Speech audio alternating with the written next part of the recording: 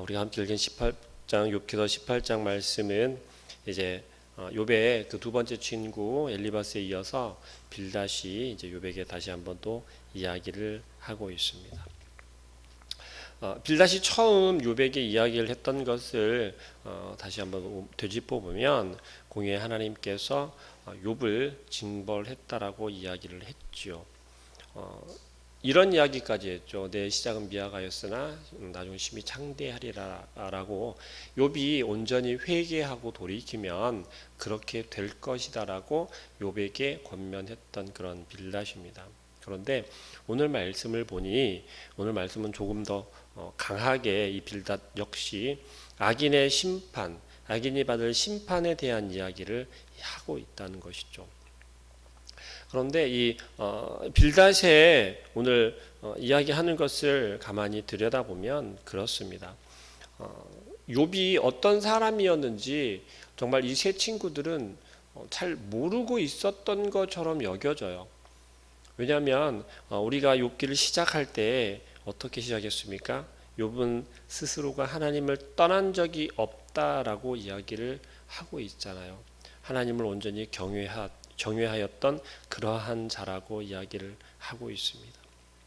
그리고 이 앞장에서 욥이 그렇게 이야기했죠. 하나님을 나는 스스로 떠난 적이 없는데도 고통 가운데 있다라고 이야기를 해요. 그리고 욥을 향해서 정죄하고 있는, 욥을 책망하고 있는, 욥을 나무라고 있는 그 세 친구들을 향해서 너희는 나를 조롱하고 있구나. 너희는 나를 조롱하는 자고 비난하는 자고 또 나를 통해서 나를 향해서 저주받을 자, 저주받고 있는 자라고 그렇게 정죄하는 이 세 친구들을 이야기하고 있었다는 거죠. 정말 그렇습니까? 우리가 욥기를 시작할 때 가장 처음에 기억하자라고 제가 말씀을 드렸었는데요. 욥이 어떤 자라고 했습니까? 우리 잠깐 욥기서 1장을 한번 다시 볼까요? 1장 1절 말씀 그렇게 이야기하죠.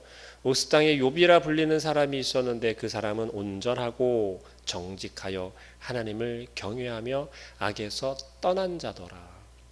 성경에서 누군가 어떤 인물을 소개할 때 그 인물을 소개할 때 가장 먼저 하는 것이 사실은 그의 가계에 대해서 쉽게 말하면 족보에 대해서 먼저 이야기를 해요.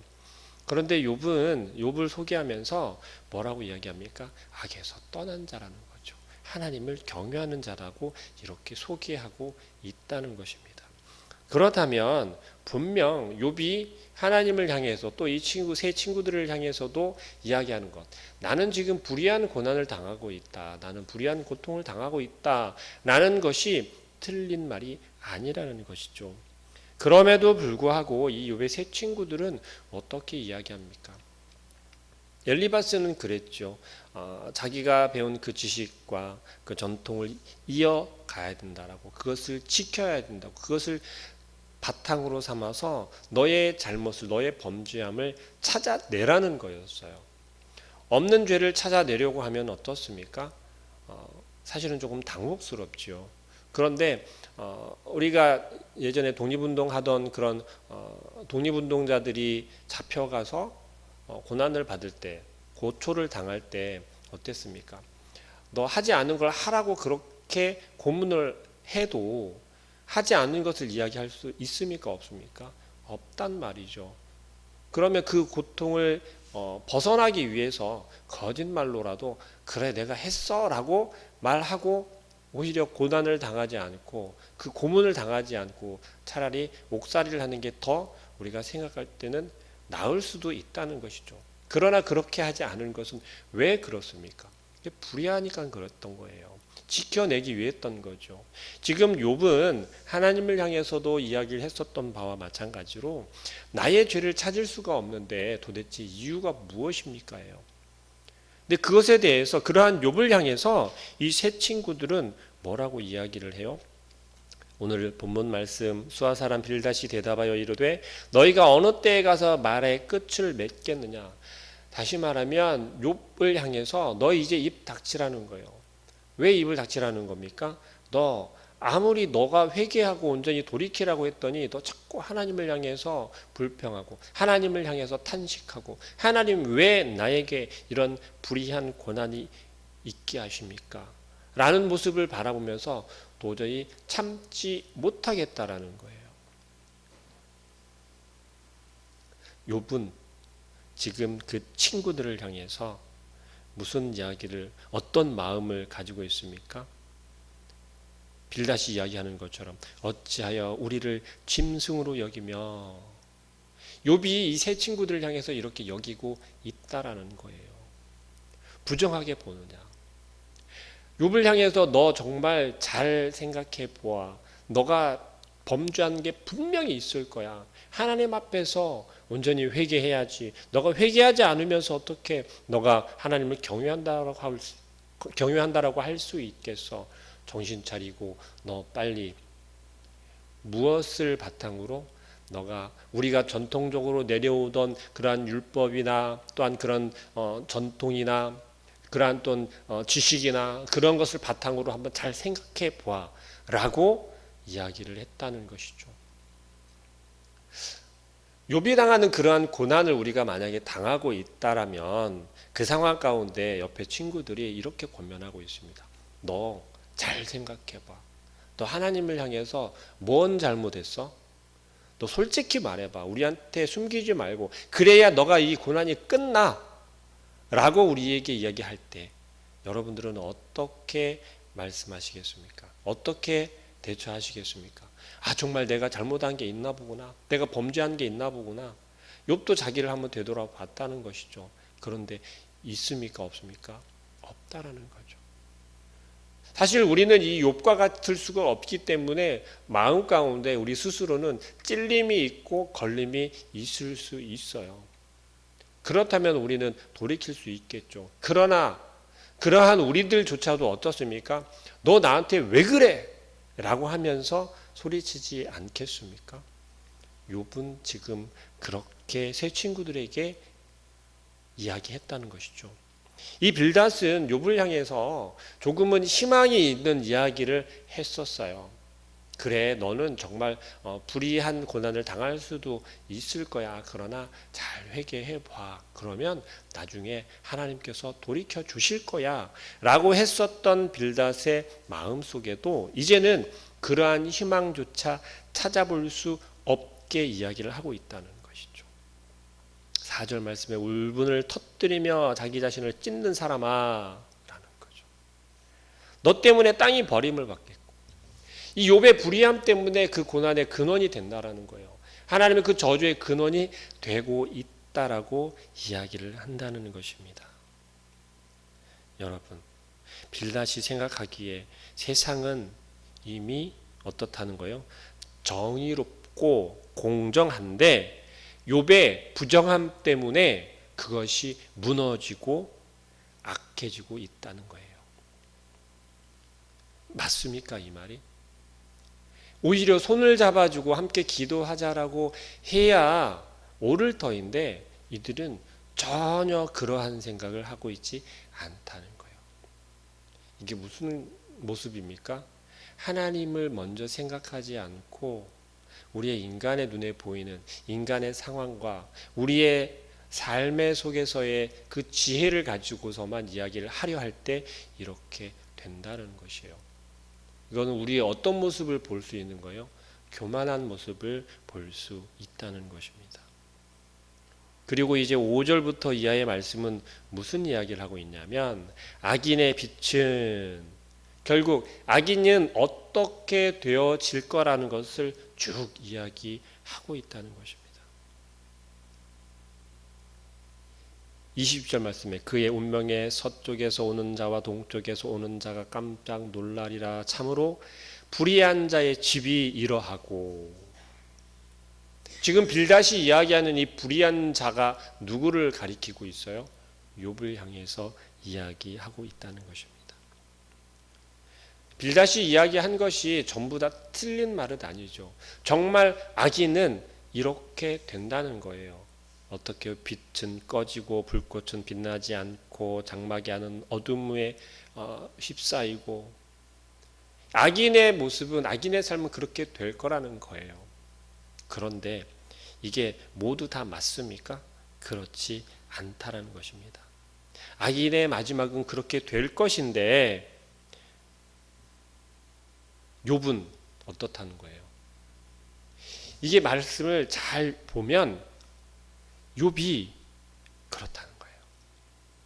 욥이 그러면 그게 누구라는 거예요? 악인이라는 거예요. 이걸 조금 더 바꾸어서 이야기하면 욥과 같은 고난을 당하고 있는 사람이 악인이라고 이야기를 한다는 것이에요. 그렇습니까? 욥이 지금 고난을 당하는 게 왜 당하게 된 거죠? 욥은 하나님을 온전히 경외하는 사람이었기 때문에 그래요. 하나님을 온전히 믿었던 사람이기 때문에, 온전히 하나님을 바라보았던 사람이기 때문에 욥은 이 고난을 당하게 된 거라는 거예요. 1장에서 그러잖아요. 하나님을 찾아온 사탄이 욥을 이야기를 해요. 왜 그 이야기를 했겠습니까? 우리가 하나님 앞에서 신앙을 잘 지켜내고 있고 우리의 믿음을 잘 지켜내고 있을 때 사탄은 가만히 두지 않는다는 거예요. 우리를 자꾸만 넘어뜨리려 하고 어떻게 해서든 간에 우리로 하여금 이러한 고난 가운데로 이끌고 가려 한다는 것입니다. 그때 하나님께서는 우리를 어떻게 하세요? 그냥 사탄이 마음대로 하게끔 내버려 두신다고요? 아니요. 욥에게 사탄이 손을 댈 때도 분명하게 이야기하잖아요. 손대지 말라는 거예요. 손대지 말고 해보라는 거죠.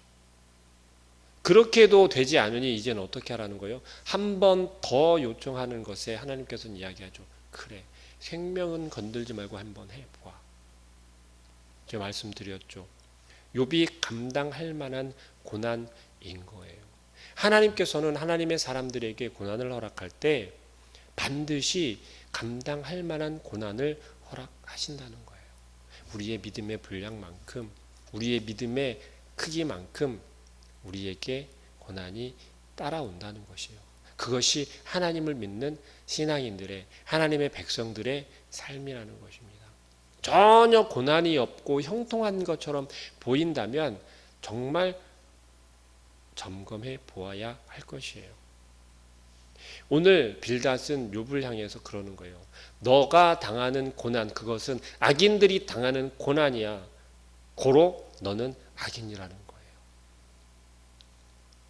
혹 우리가 그렇게 이야기하진 않습니까? 우리 주변에서 조금 어려움 가운데 있는 그들을 향해서 이야기할 때 손을 내밀어 그들을 붙잡아주고 힘을 실어주려 하는 것이 아니라 너 뭐 잘못했어? 너 요즘에 교회 잘 안 나오더니 봐봐, 교회 나와야지. 혹 이러한 말을 서스름 없이 하고 있지 않습니까? 그것은 바로 나의 교만에서부터 나오는 그러한 이야기라는 거죠. 그러한 생각이라는 것입니다. 이 빌닷은, 아니 이 욥의 세 친구들은 욥과 함께 하나님 앞에서 얼마나 잘 섬겼던 사람들이겠어요. 하나님에 대한 지식도 많았던 사람들이라는 거예요. 거기에다가 더불어서 뭐예요? 전통도 그대로 유전받아서 잘 지키던 사람들이었어요. 세상의 지식으로 학문도 뛰어났던 사람들이었어요. 근데 그들이 지금 어떻게 행동하고 있냐는 것이죠. 욥기서를 통해서 우리에게 이야기하는 바는 그렇습니다. 우리의 교만한 마음은 언제 우리가 계획하고 작정을 했을 때 나오는 것이 아니라 우리도 생각하지 못하는, 우리가 의식하지 못하는 그 순간에 내가 얼마나 신앙생활을 오래 했는데, 내가 모태신앙이고 내가 얼마나 하나님 앞에서 헌신하며 내가 하나님을 섬겼는데 내 경험을 보니 너는 그게 아니야. 우리의 입에서 이런 서스름 없이 나오는 이러한 충고들, 조언들 먼저 점검해 보아야 할 줄로 믿습니다. 오늘 하루도 우리에게 허락하신 하나님께서는 분명 우리에게 말씀하시는 거예요. 우리를 되돌아보라고. 교만하지 말고 그들을 향해서, 우리가 손을 내밀어야 할 그들을 향해서, 혹은 우리가 함께 보듬어 주어야 할 그들을 향해서 다가가라고.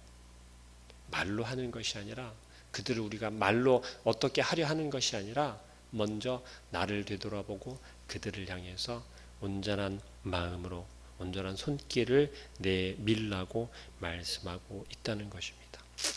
악인들은요, 고난을 당하기 때문에 악인이 아니라는 거예요. 그것을 우리가 반드시 기억하시고, 혹 우리 주변에 있는 어려움 가운데 있는 그들을 향해서 신앙생활 좀 잘하지라고 생각하기보다는 그의 믿음이 하나님 보시기에 예쁜가 보구나, 하나님 보시기에 더 연단시키시고 단단하게 만드시려나 보구나 라며 함께 기도해 줄 수 있는 우리 모든 성도님들 되시길 간절히 소망합니다. 기도하겠습니다. 사랑하는 하나님, 우리의 마음 가운데 혹